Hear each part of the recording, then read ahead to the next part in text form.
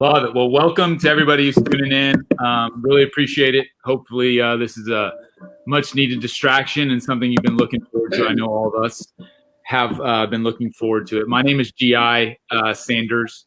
I own a little record business called NTX Vinyl. I have partnered with Travis Hill, who you will meet. Say hi, Travis, just real quick. Hi. Travis. We partnered up a while back, about less than a year ago, to create this DFW Legacy Series concept, which is really simple. We want to bring great albums from the Metroplex to vinyl for the very first time.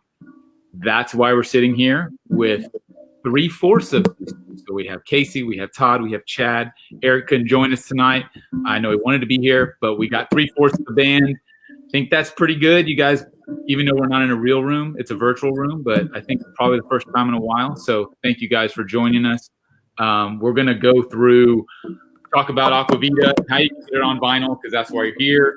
We're also going to rehash, the good old days and talk about the original recording, obviously, the record, and then how you remixed and remastered it. So a lot of fun stuff. I'm a huge fan, have been since I was 15. So super cool for me to be here talking to you guys. Travis, why don't you introduce yourself as far as where you're from, and then we'll go around the horn and catch up with you guys. Sure. So I spent almost my entire adult life working in radio for pretty much all the rock stations here in Dallas. Started at 94.5 The Edge until that went to 102.1. Did a stint at 97.1 The Eagle and 95 KZPS. Also had a management company on the local music scene from 2000 up till now. I still administer rights for several albums, and helped in the careers of Miser and Supercell and Hover and Dolly Braid, The Color Gray, so several other bands. Tried my hand at Country with Eli Young Band, and then they went on to great things after a while. So can't seem to let the dream of wanting to work in the music industry die. So we're just doing it on a legacy series. All right, Casey, how about you? What have you been up to, man? Well, I'm working on this. Oh wait, I can't hear you. Hold on, something covering the microphone. What it sounds like is going on. Can you hear me? Yeah, that's better. It's still pretty quiet though. All right, hold on.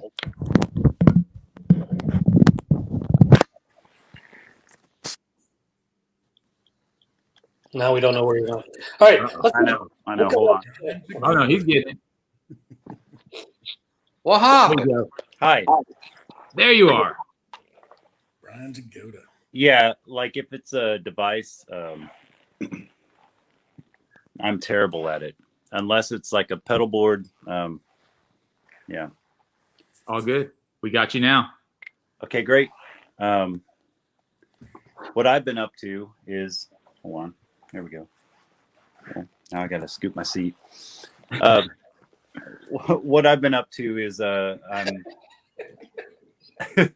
just I'm doing this solo album, and it's done, and it feels great, and it sounds, in my opinion, great. It is great. My opinion as well.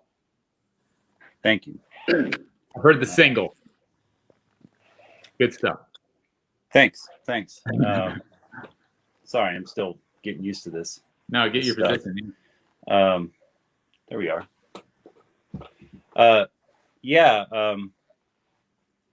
Doing this solo album, just making ends meet. I'm absolutely thrilled that you guys are doing this, for Doosu and so many people that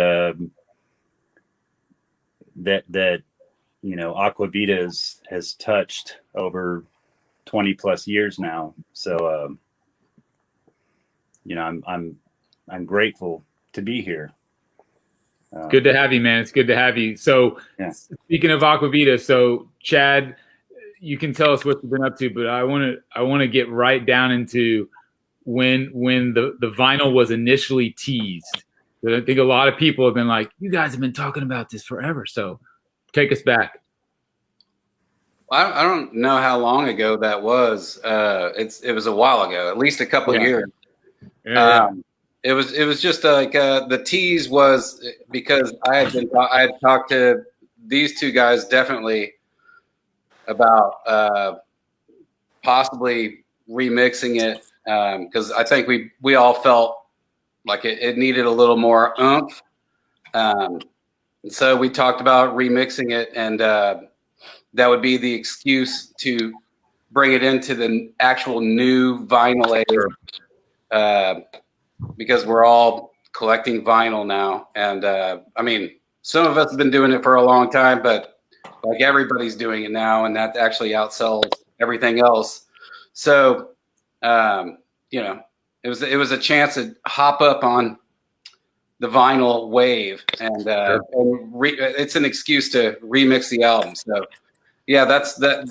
Initially, when we asked the fan page, would they be interested? You know, that's what that was.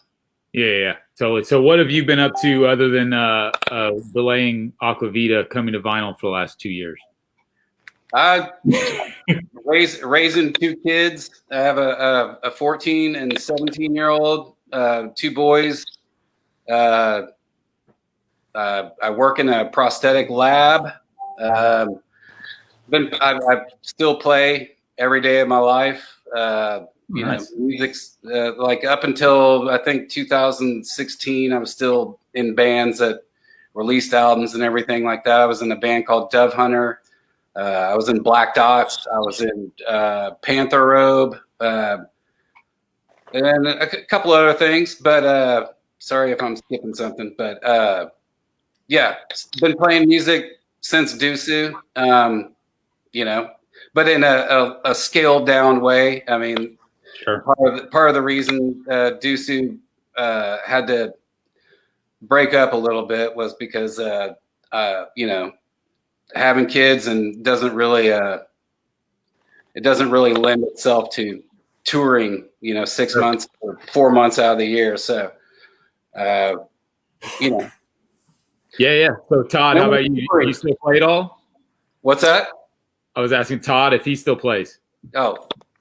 I haven't played in quite a while, a couple years, but I have been playing with. I played with Flickerstick after Doosu for 5 or 6 years. Then I played with another band called the Kush with some other old friends of ours for another good handful of years. Yeah, boy, they're awesome.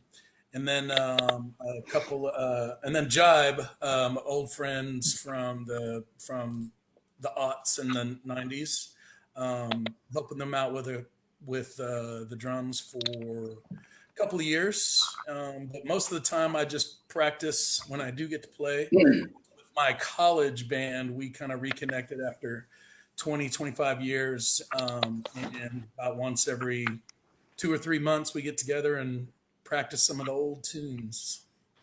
Cool. So that's about all I'm doing these days.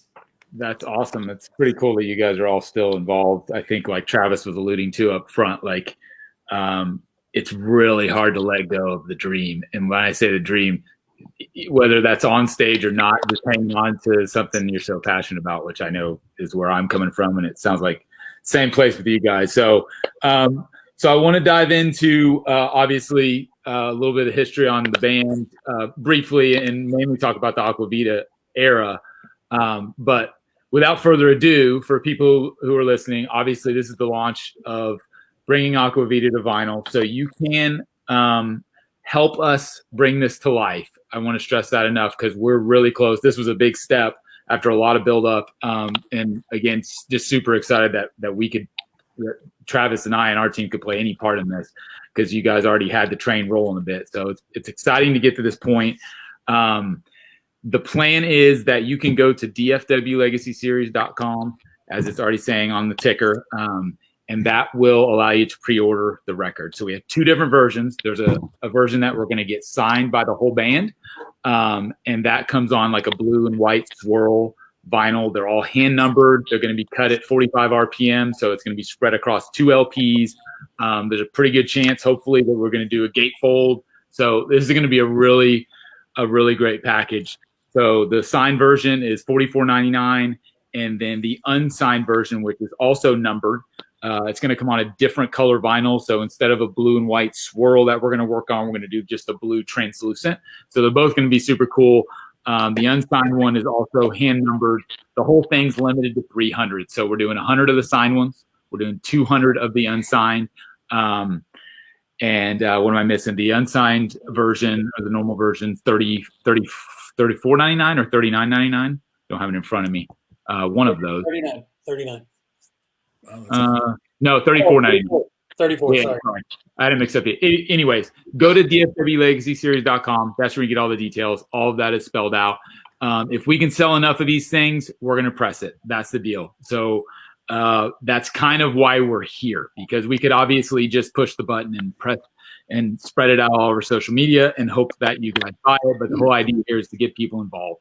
So everyone who was a fan of the band, who still is a fan of the band, myself included, we got to step up and get this across the finish line. That's where we're at. We don't got to sell a ton of them, but hey, we'd love to sell those 300 copies. Like, that would be huge, especially for you guys who have been working on remixing this thing and slaving over it 20 some odd years after it was originally recorded. So I know for you guys this is especially important, and so that's what this is about. That's why we're here talking tonight and spend a little time, hopefully rally the fan base and get them involved, because we're going to need everybody sharing this and spreading the word and pre-ordering it. So I'm trying to think if I missed anything else on the record. I don't think there's – I think if everybody who's watching buys one, we're golden. Exactly.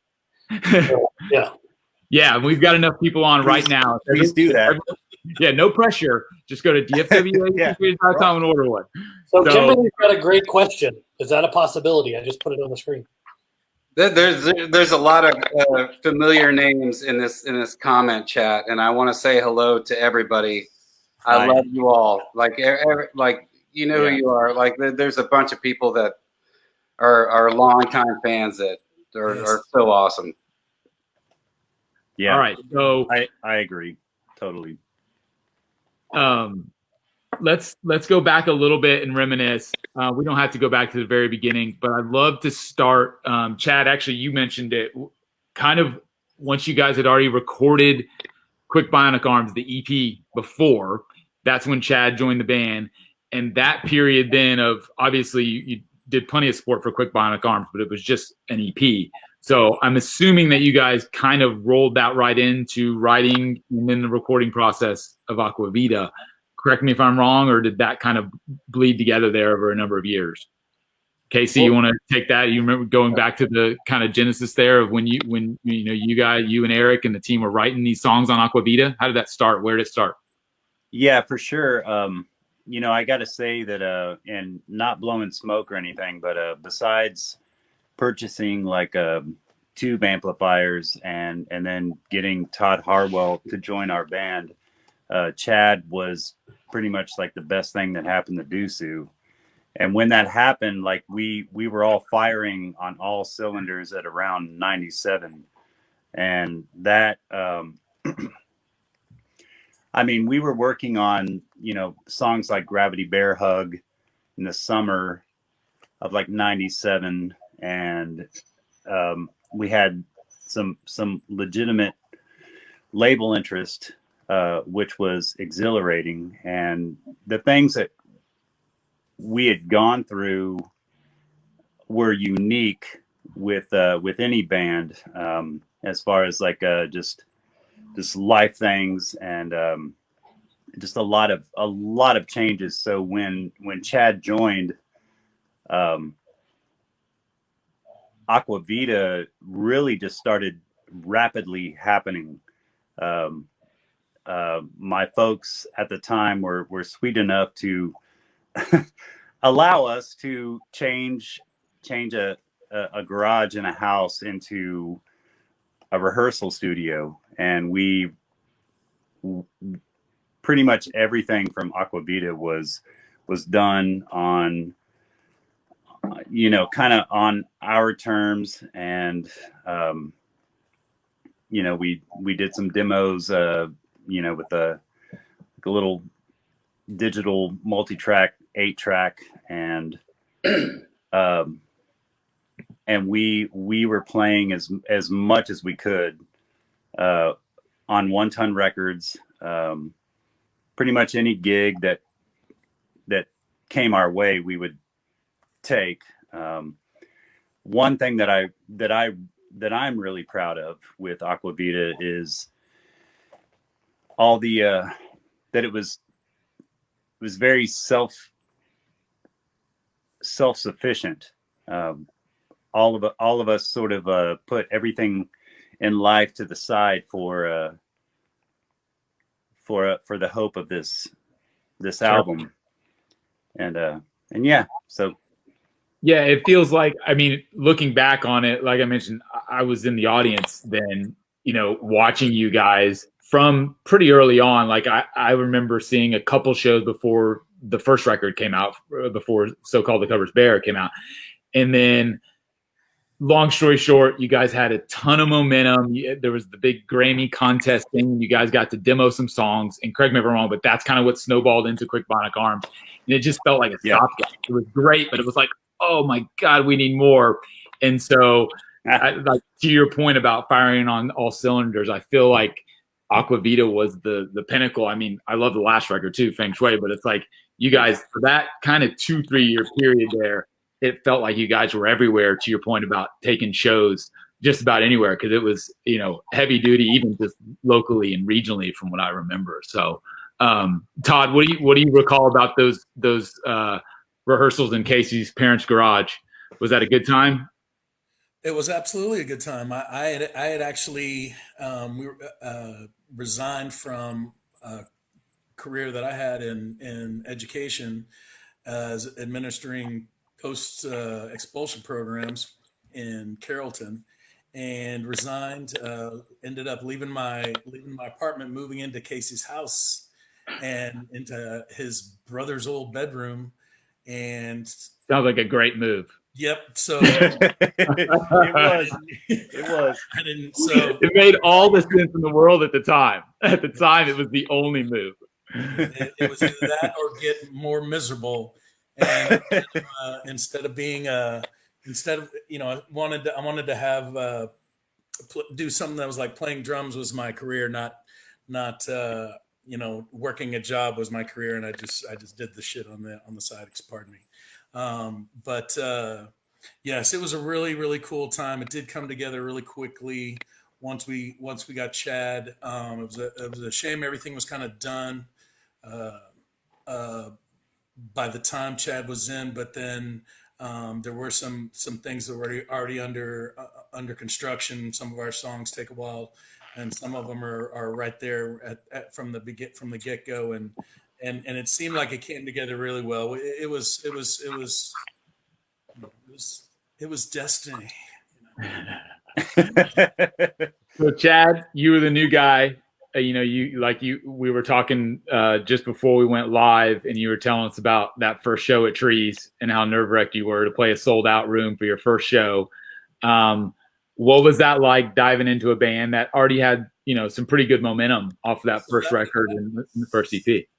So this is going to be the show after we had been off for a year because Casey. Okay, yes. So this was yes. All right. I remember this show. Yeah. So I joined the band. Never heard of Doosu before in my life. A friend between Casey and I recommended that I join this band, try out for this band, to which I did because we had all these bands in common that were our influences. So I tried out for Doosu. I met them at a Denny's. We got along good, really well. And then I played with them a couple times. Everything went great. They gave me this little note that said, it's like one of those "Will you go out with me" notes that has like a flip top Will you join our band? My idea. It's obviously a Casey idea. But sorry, yeah. And Eric was just like, just say he's in the band. Like I don't know. I'm excited. Yeah. So like at that point, like the things that they gave me to audition for the band basically was Quick Bionic Arms. I played on a song called Sand Quilt, which is nothing as far as bass goes. I mean, it's a great song, but like I contributed nothing. But they were doing me like I think that's just the only song that wasn't done by the time I was in the band. Yep. So I actually was on that album, but as a release, I was the bass player for Doosu at that time. So that first show, my whole life in Dallas, I've been seeing my favorite bands at Trees, and it's like I'm not like I do like stadium bands, but like my jam is pretty much like that whole Trees thing. I saw so many of my favorite bands at that place, and to be playing to play a show there in the first place was huge for me. But then once we got there and we're standing in that upstairs like little green room, and I think it was Eric that walked up and he was just like, "Hey man, it's sold out."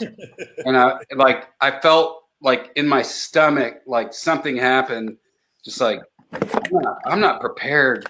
I am not prepared for this.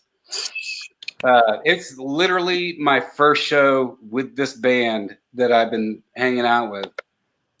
And, everything went relatively okay. I was able to it's a weird thing when you play to like I was talking to you guys earlier, when you play to a bigger crowd, something about your eyes go into the back of your head, and the more people there are, the more it you don't feel like there's eyes on you. I don't know how to explain that, but like Doosu played to 15,000 people at some point, and that was the least pressure I ever felt in my life. It's weird. Yeah, that's an interesting feeling. It kind of shrinks because people are so far away and there's so many of them. You feel disconnected, I think is the way and then it's like kind of like just the band on stage. So I kind of get the same vibe. So the live shows were incredible then. And I think we'll probably rehash some more of that as far as really memorable shows, because that's really always fun to talk about. But going from, Chad, you joining, you guys were playing heavy regionally and I think even nationally on some level. And then the recording. So correct me if I'm wrong, was this done at Crystal Clear Studios? Yep. Yes. All right. And it was done with Toby Sheets, right? Yes, sir. So what was that process like? How long did it last? And thinking back on it now, I think as you think back, anything that you're proud of in that studio, or even regrets, things you wish you would have done, spent more time on, that type of thing. Casey. Well, we had an in with Sam Paulus and Crystal Clear Sound. Yep. With One Ton, where we would get a special rate, but if someone wanted to pay a full rate, then we would get bumped. So it was a lot of like mismatched sort of like. I mean, we were playing everywhere we could to fund this album. And then moving around schedules for 4 guys and a studio. At that point it was, I guess for the most part, kind of like and I'm really proud of this, with Doosu fashion. When it came to the studio, the reason why we went to Crystal Clear was because we knew that it pretty much came down to getting the drums to sound legitimate, like for the first time, really. Yeah. And so we there was a lot of it took a little longer, but at the same time we were in my opinion, we were so driven that we really had no idea how strong the ambition was. We just wanted to get what we wanted done by any means necessary. So we would like negotiate schedules. Some of us would hang out with those that could say, all right, well, you got this, you got this block, you got this block. Toby really rolled with us. I mean, like he was our engineer throughout this entire time, and he would ride his motorcycle into the studio, the parking lot, with a can of chili, and that was his thing. Like he was that devoted. Like I believe in you guys enough to where I don't know what's going on. I'm not getting paid like I should, but I'm gonna roll with you weirdos. And we really just like took every end that we could, with all due respect, and like just really make the most of it, and that we just really wanted to capture us in a real studio, and especially Aqua Vita was done drastically different than Quick Bionic Arms, and Quick Bionic Arms was like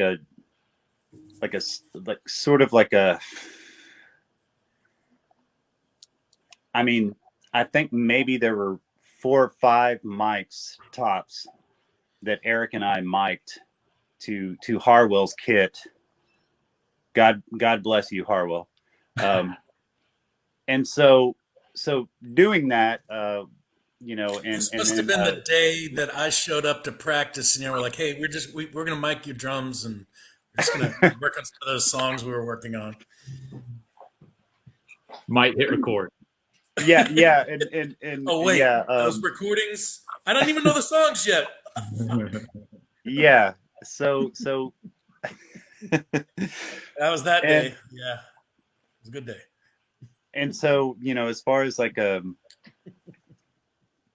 as recording, it was several sessions. The band was touring regionally as much as we could.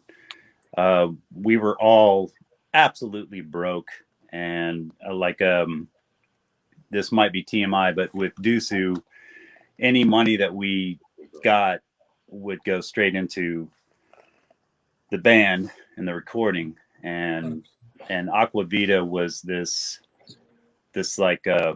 grail, this holy grail that we were all shooting for, and after all these years, I got to say, it's rare, that kind of devotion and drive with any band, where it's sort of like a by any means necessary, and really no one had and no disrespect, but no one really had a rich uncle. We had at best, some parents that really cared about us, probably just super worried. Super absolutely worried, well, I hope this all works out. Please don't play past 10 p.m. So yeah, I can't speak for the other 3 guys, but I really do feel like it was a mission for us, and it was accomplished. So yeah, go ahead, Trev. I was going to say a couple of questions that came in, and we'll go around. Somebody asked a while ago, and I don't know, plans. We're talking about the remix, plans for CD or making it available on streaming services. Will the remix version be there? I know if someone buys the album, they're going to get a digital download of the remix. But if somebody wants to go to Spotify, Apple Music, will that be made available? Well, here's the thing. And you really notice it when you like start really getting in, like if it's your band, you really start to notice it. Everyone says vinyl is such a better quality than MP3, and you hear all these things from like Steve Albini and these people you consider to be stuck up or whatever, but it's real. I mean, like the difference between like I'm listening to the mastered version, like I can't, if I have downloaded like the end version into an MP3 and it diminishes it so much. Like we've gotten to a point where we are all like super proud of like that's what it's supposed to sound like. Sure. And once you crunch it down and put it into like an MP3 format, or like it eventually will be streamed in whatever format you listen to. My God, the whole point of this is to please, if you love Doosu, buy the vinyl. It sounds so good. It's gonna like it's so different from an MP3. Like if you listen to stuff on Spotify, it's like great. I appreciate that and everything, but it's all compressed down. Yeah, it's like if you see a graph of how it's laid out, it's so obvious that you don't get the full impact of what the music is supposed to be. And so, like, this isn't well. Obviously, this is an ad to sell vinyl, but I'm just saying, like, personal opinion. This is it's so insane. The mixes that I've gotten back for the vinyl versus versus what we're going to put on our digital media. And so the short answer that I already went past is yes, we will make it available. After all that, you're going to give in. Well, hey, there's ways. We're trying to figure out ways that you can do like a WAV format or like some other way that people can high-res audio. Yeah. But eventually, if you want to just listen to it on whatever thing you want to do, yeah. But I'm disappointed in you. I'm gonna go find it now. So we can shame that. And then Casey, this one's for you. It's from Tim. He wants to know. He says he's never gotten a serious answer out of you or Eric about where the name Doosu came from. Oh, okay. Well, so Eric and I met in the Colony High School. There weren't too many guitarists in the Colony High School at the time. And I want to say, I just want to give a shout out to Mark Spitzer. He was our original bassist, and we're talking like early 90s, like high school shit. Like we're talking like Dazed and Confused in the middle of nowhere. I mean, there were like asphalt roads, country roads that we were all going to school. And Mark Spitzer passes me this note, like this, he was like a metalhead, and I was just like a weirdo reading like Anne Rice, like just total, just awkward idiots. Just terrible skate cuts, really. But it turns out that I was in he was like so let's jam, like you played Crazy Train at this one house party with your terrible crate amplifier. We should jam. And I was like, yeah, totally.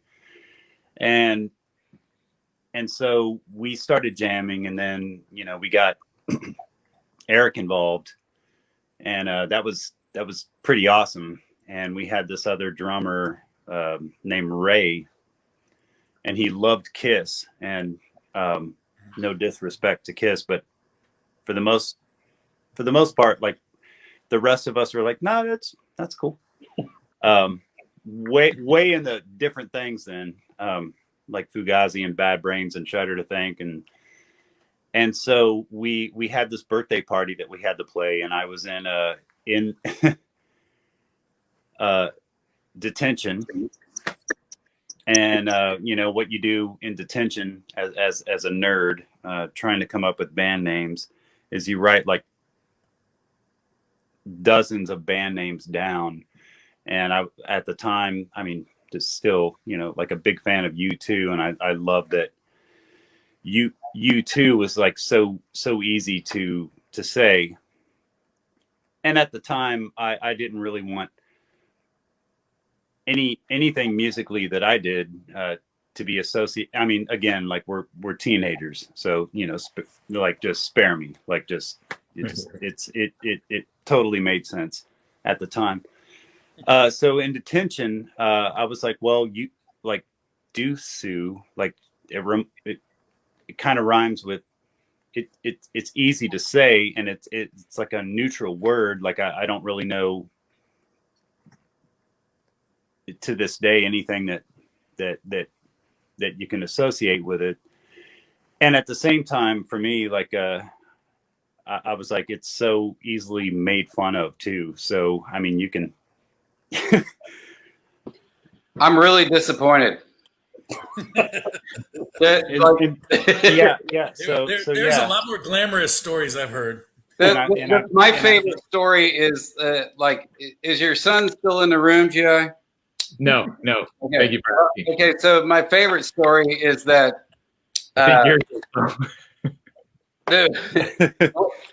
yeah, we watched a Japanese film together. Obviously, I wasn't in a band at that point, but like there's two boys shouting at each other. One of their best friends, and they like one of them was having sex. He deflowered his best friend's sister, and like they're shouting at the top of the hill. It's a climax of the film. Like the guy's just saying "Doosu, Doosu, Doosu," and like the subtitles just say "You fucked my sisters." I mean, I'll much better story. I'll take that. I mean, let's just go ahead and let's go with Chad's you story. and I came up with that together, Casey. That was something we came up with. So in post, we'll edit out Casey's story. Yeah. Got it. Yeah. All right. Well, all right. And later we found out that Doosu meant high school in Korean, something like that. It actually is a word somewhere. I know. Like I just and that my intention was we're playing a friend's backyard birthday party, and we have like a month to come up with a name, and so we came up with this name, and then we just started booking gigs at like Dune Buggy headquarters, which was like all ages, like Lamar and Cadez. And like the worst part of town, we were playing churches, any place that was all ages. Yeah, I saw you guys in like a rec hall or something the first time in the colony, or something. Or maybe I don't know. It was carpeted. There was no stage. I was standing 8 feet from you at the same eye level against that, you know. And the colony is deep rooted in this whole project. It is. All right. Well, we got about 15, 20 minutes left. I want to talk about when you guys got into the remix of this. So it sounds like the recording was pretty hectic. You guys are picking up studio hours whenever you can get them. You're touring 3-4 day weekends and then coming back trying to record. I know that drill. It's not fun.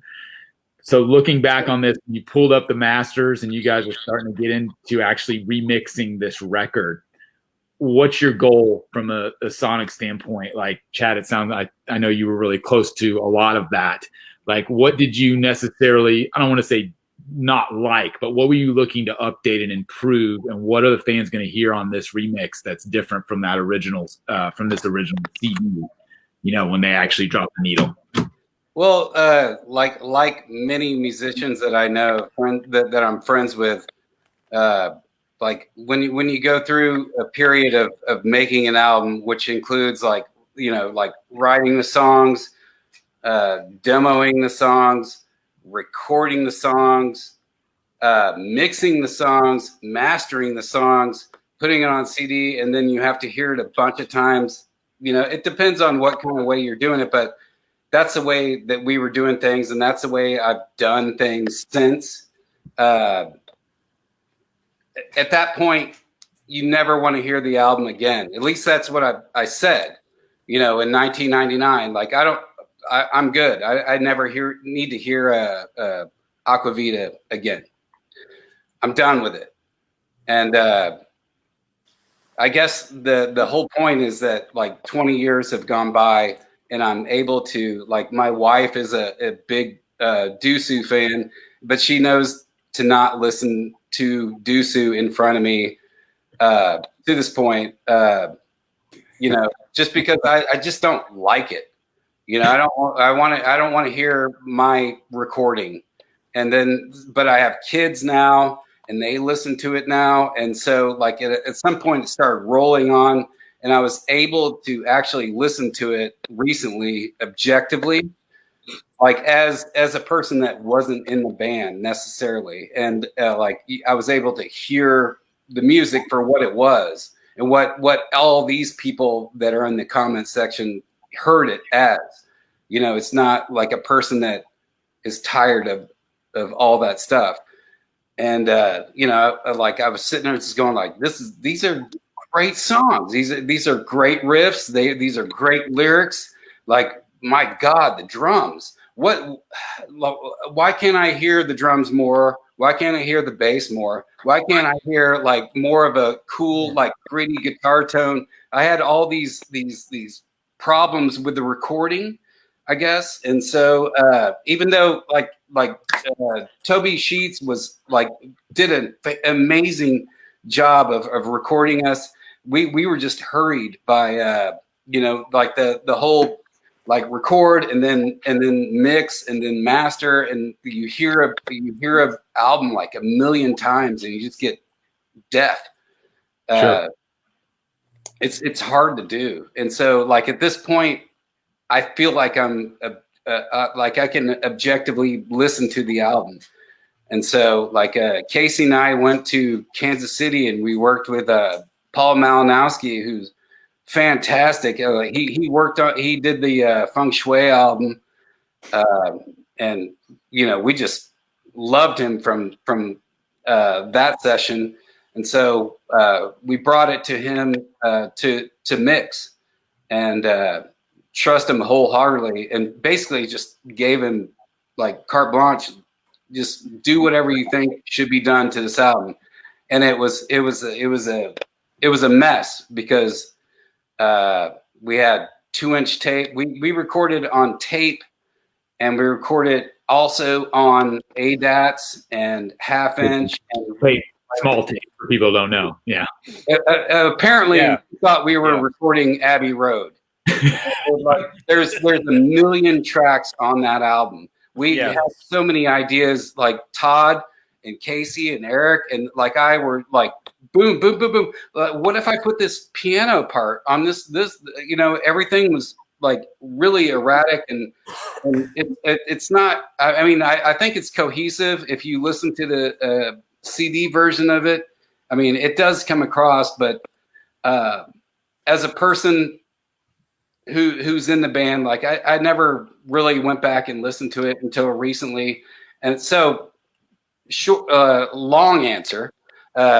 So I've heard the album here and there recently, and I thought it could use a remix. So we took it to Paul and got it done. And I don't really know where we started with this. Oh, that's good. No, I mean, I have had the pleasure of hearing. I don't even think the final versions of the mixes, but back when we originally started talking, you shared some with me, and it's pretty drastic. I'm pretty excited for people to hear it, because I mean, I think like the first thing that I wanted to better was the drum sound. Yeah, absolutely. And I'm not going to cut in, but I guess I'm cutting in. But when I would be working just like some daunting days, and I would get like a text from Chad where it's like a Dropbox link of something like Kissing Place or House Fire. And I would go to lunch and crank that shit in my car and just really not really give a shit about lunch. I was just driving around because I could finally, and no smoke blowing, but everything that the three of us knew that Harwell could do with those drums, like we're finally, like after 20 years, man, like we're finally like clear as day, and it was moving for me, and that was just the drums. So like just like for me, I was just like, oh shit, no way. And then like the guitars and then hearing Chad Stingray when he hits those low notes, I was like, it's something that we always took for granted when we were playing live, but to finally hear that with Aqua Vita was for me absolutely moving. So for me, it was really easy for me to be like, yeah, let's move forward with this. I remember too when I first got a listen, and the first thing I thought of was Todd. I was like, the separation you can hear on the drums now. So looking back on it now, Todd, drums from CD version to where we're going to be on the vinyl, what are your feelings on it? Well, that's definitely the first thing that somebody like in the band would hear first, somebody familiar with it. It's definitely opened up the recording levels, really pushed, but it is nice to hear the bottom end really kind of explode off out of the speakers. It was really cool. Back then, compression just kind of was how it happened, and Chad was exactly right. We had to master that. We were actually back then. It was once you start get going, then you arrange for the CD release party. So now you have a schedule that everything starts getting packed in and compromised. And we were absolutely just completely dead eared when we were doing the mastering. Not that it was terrible. It was just, we even actually had it remastered by a guy who George DeMarc. A year or two after, Eric knew him, and it just didn't change much because I think it was just compressed and limited. Sure. Before we, before it was dumped. Anyway, whatever Paul was able to do and this is absolutely true. We did get all the way back. We sourced the 2-inch tapes, did everything you had to do to bring those back. But a really cool thing is, while this is going to be a greater studio experience, definitely what you probably heard closer to a live experience with Doosu, that with the sound, you feel the drums, the bass, but also there's going to be a lot of unique things because we're missing some tracks that would never could be found. There are going to be some bare bones things. There's a song where all the effects are completely taken off my drums, and I think it sounds so much cooler. I just enjoyed it. And there's still this beautiful love song that Eric wrote that play at the end, that plays on an acoustic that's really cool. I never understood why there wasn't something about it that didn't attract licensing or production opportunities greater than we had, but it was the time, kind of, that 96 period was kind of our hottest time. After that, we were left to follow our artistic, where our artistic waters were taking us. And so that's the big thing with this record. It's going to be, you're going to hear some things different, not only because of the better mix and more modern mix, but the drums sound pretty sweet. Yeah. more than anything, I mean, Yeah. this is not necessarily like a modern mix. Like it's how it was meant to sound. I think I'd be remiss if I didn't mention Toby Sheets and say that he did a great job of doing everything. The reason that I'm not satisfied with our final disc is because of us. It wasn't because of Toby. Yeah, and simply like circumstance. I mean, like Todd was saying, like we had schedules, we were busting our asses. Just there, like you listen to something in the control room, and you're like, all right, this sounds great, and we knew better, and then we'd listen in our cars, right, and be like, oh, I mean, oh yeah, man, car test. But at that time, we also had the power of our live performance, and it was almost, I mean, there was like a quarter of Aqua Vita that was almost like gunning people to listen and dig it, and then go see us live. And in the 90s, that thing was like that was the jam. Well, that's the thing. Is like I think this band was modeled after like a Fugazi kind of like template. The same thing that Fugazi stood for. Like the album was like not necessarily what we were going for. Like it was just like the live template is what we were going for, not necessarily the album. But I don't know. I'm echoing. No, I'm sorry. That was my phone started freaking out.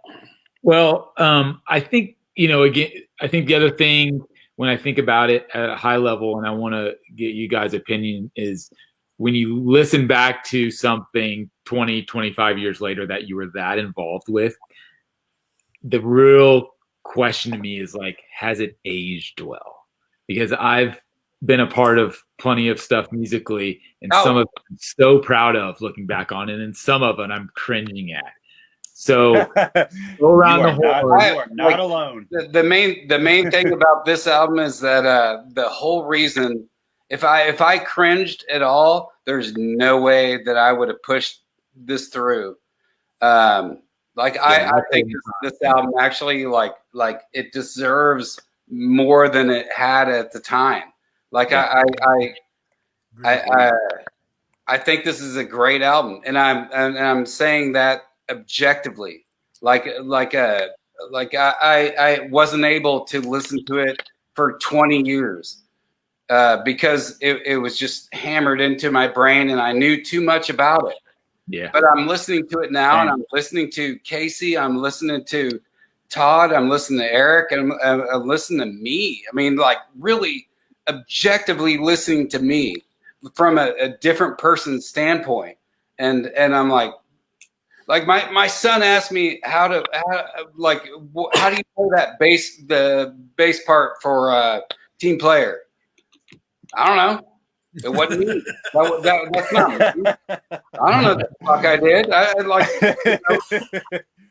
There's a whole lot of that. I'm serious. It's a different dude. The guy who played on Aqua Vita is a different guy than who I am now. I'm able to listen to this album. It's not me. Like that's what I'm saying. Is like I'm able to listen to this album for the first time as objectively as possible. It's not me. Like the guy who played those bass lines and played the piano parts and everything like that. That's not me. It's not me who I am now, and that's what's beautiful about it. You know, I talked to Casey and I talked to Todd about stuff. I mean, I know that like that was a different person for all of us, and it's weird to hear it now. And if we are able to celebrate it now and release it on vinyl, and it's really fun to do this now. Yeah, it is, and I'm just gonna cut in just real quick, but I don't. I'm so grateful that there's so many people that continue to listen to that album and that band, and be it just moved or influenced enough after all these years where now like I'll get like messages from old fans to where they're like, hey, I'm turning my daughter on to, my daughter loves this song, or my son loves this song. And back in the day, like that was totally the point. And now after all these years with you know, like a few more gray hairs, I am absolutely proud of that. Like I'm proud of the four of us, that all the shit that we went through and all the shit that we put up with, and all the all the shit that other people put up with our ass. I'm very thankful that we can, you know, be online right now doing an interview with like, you know, like three rockin' weirdos that should have beers more often together, by the way, or four, but or six. I mean, you can invite us. Yeah, totally. You guys are now invited. We're family now, right? that wouldn't be awesome at all. yeah. Another awesome blossom. Yeah. Wow. But yeah, I'm just grateful that you know, the tones and the sounds that we made years ago are still resonating. It's very empowering, for sure. So thank you very much. There's some peeps that are happening on this feed. Call them out. I mean, there's just too many. Raymond. There's so many people. Kai and Greg and Justin Foster and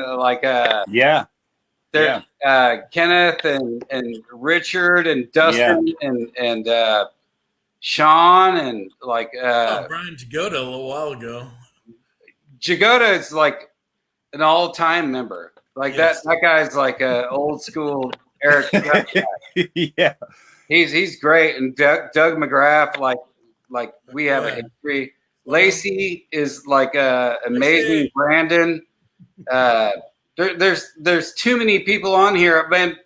You guys are awesome, and thank you for so much for paying attention to this. And I mean Ray, like Cody, and like I'm scrolling through here. I'm sorry, I'm only mentioning the people that I actually know. But thank you so much. Like all you guys that are like popping in and saying some things. My sister-in-law, Jennifer. Okay, whatever. Hey, and you know, like I gotta say, here's one thing about like during that time, we started playing Fort Worth a lot only because of Brian Farella and the Rec Room. Totally. And during that time, we'd be halfway there, and traffic would be absolutely terrible, like just dealing with whatever job, like shit jobs that we had. and you know, the van would be quiet, maybe listening to like Bark Market or whatever. And then one of us would say, do you think they hate us now?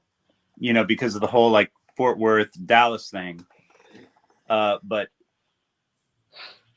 man, like the Rec Room and Brian Farella and Carl and Dre and Brennan and Eric and all of those guys like had our backs like 100%. Judy Parati as well. I mean, these people would treat us like we're Prince, like, you know. That's why I'm scared to mention anybody, because there's so many people, and I don't want to leave anyone out. Like all you guys that, if anyone's paying attention to this feed, like, I will get at you eventually. But like, I won't.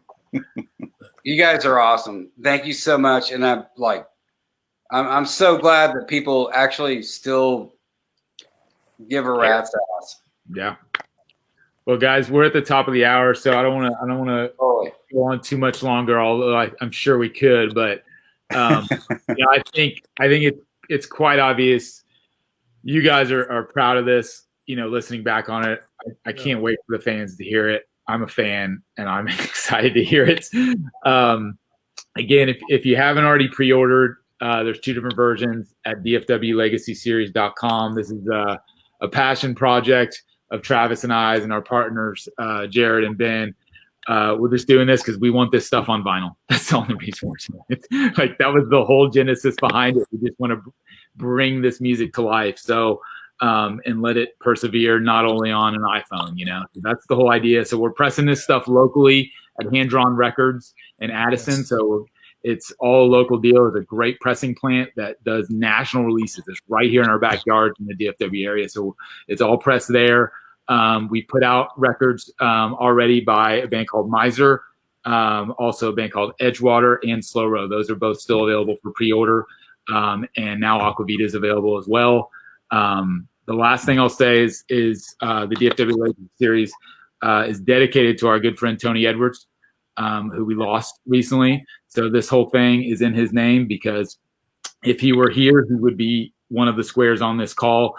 In fact, he'd probably be the only square on the call along with the band, because the rest of us would just move aside, because that's what Tony did. And this whole thing's for him. So it's been awesome to catch up with you guys. This won't be the last time we'll do it. Maybe we'll do something around release day. This thing's going to get pressed hopefully soon, and it's going to take a while. It's going to take a few months. So I've got a projected release date in June right now. We'll see.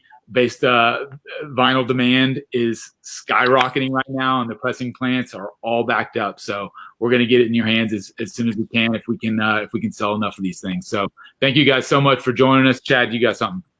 Yeah, I got something. Like, you guys who are listening, you have to order the vinyl to get what we've meant for Aqua Vita. Like, I'm not trying to push some stuff, but other than, like, please order Aqua Vita if you want to hear what we actually meant when we recorded this stuff. It's different. It's different than what you've heard before. It's what we actually meant. So, and now some of you might have money. So please. Yeah. And now all of you are old. Please do this. Absolutely. Yeah. Well, we appreciate it, guys. We're really excited to kick this off. This is just the start of it. So I'm going to push out as much Doosu related stuff as I can on the pages and keep kind of this thing top of mind as it gets pressed. We'll do videos around that. We'll do some videos of records when we have and all that stuff. So it won't be the end of having some fun on this stuff for the next few months. Awesome. That's all we got. Thank you so much again. DFWLegacySeries.com. Hope to talk to everyone again, and really appreciate you tuning in. And again, thanks guys for joining us. Just glad to be a part of this with you guys. You bet. Same here. Thank you, Thank you, Travis. Thank you, GI.